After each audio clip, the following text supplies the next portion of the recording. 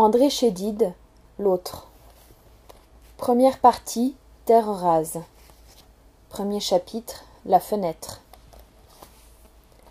Ils dorment, mon chien, ils dorment tous, on va les réveiller.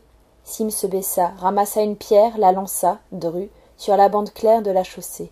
Elle ricocha, se perdit dans l'ombre de ce tronçon de rue, bordé de maisons hautes que l'aube n'avait pas encore éclaboussées.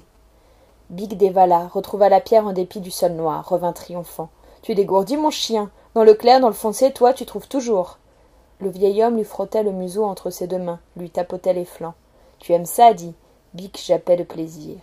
Sim aimait ça, lui aussi. Sentir sous les paumes cette joie, cette fatigue roulée l'une dans l'autre, cette fatigue, cette joie palpitante, tangible, qui prenait os, qui prenait chair. Tout juste l'aube. La saison estivale battait son plein. Mais à cette heure, une main géante et molle recouvrait la colline, accablant la bourgade d'un sommeil lourd. Plus loin, après le premier tournant, la rue principale s'encadrait d'hôtels et de magasins. Seuls quelques villageois peuplaient les lieux, lavant à grande eau savonneuse le seuil de leurs boutiques. « Salut, Sim.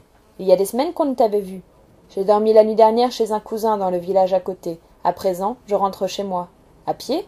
J'en ai pour 3 heures de marche. 3 heures, à ton âge? Tu veux dire une demi-journée? Pour 3 heures, je te dis.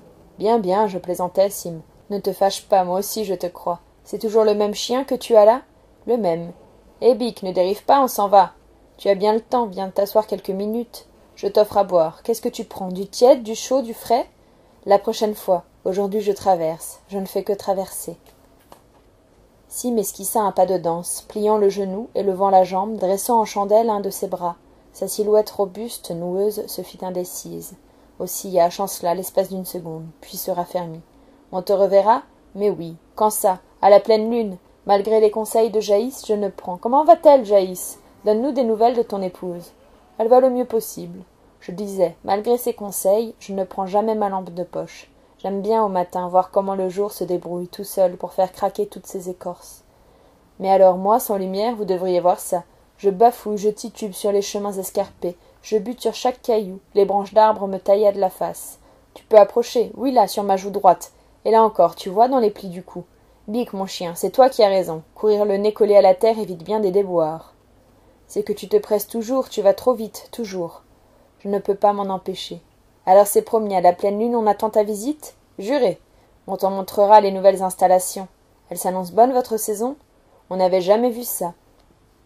Il faut revenir dans l'après-midi pour se rendre compte. Ça grouille. Pas une chambre d'hôtel vide. Même chez l'habitant, tout est loué. Ce n'est presque plus un village, c'est devenu. Sim s'immobilisa, arrondit les bras, aspira l'air, se gonflant de l'intérieur pour mimer le village. Des rires l'accompagnaient. Il sortait le ventre, écartait les jambes, boursouflait ses joues et doublait lentement de volume. « Tu vas éclater !» Il éclata. « Chez nous, c'est plus petit qu'une fève, ça tient encore dans le blanc de ma main. Chez vous, c'est le calme, ça a ses avantages. Le calme? La léthargie plutôt, il ne s'y passe jamais rien. » Sim bâilla, la bouche énorme. « Votre tour viendra, les choses changent de plus en plus vite. » Qu'elle change, ah oui, qu'elle change. Sim leva, remua ses bras, forma dans l'air des serpentins, des flèches, un astre. Avant de mourir, je veux que ça bouge, je veux tout voir bouger. Ça ne te fait pas peur? Il haussa les épaules, s'éloigna. Peur? Seule l'inertie le glaçait. L'épicier, le marchand de tabac, le coiffeur à la moustache touffue, le rappelaient tour à tour.